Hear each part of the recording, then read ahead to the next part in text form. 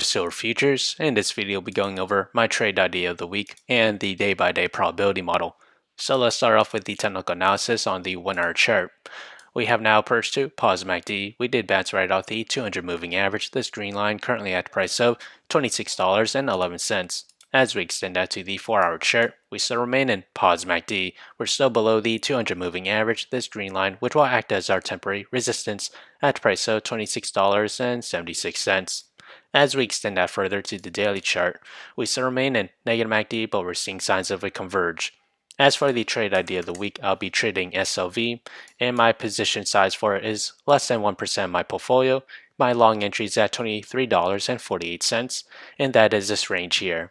My sell target is at $24.64, and my stop loss is at $23.16.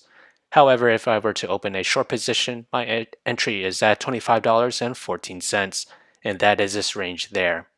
My sell target for it is at $23.81, and my stop loss is at $25.49. So how did I develop these trade ideas? It all comes from the day-by-day probability model, which is available in the link below, so do check it out. As we progress to the 5th day or week of trading, silver futures has a 20% chance to climb between 0 to 3.4%, another 20% chance to climb between 3.4 to 6.8%.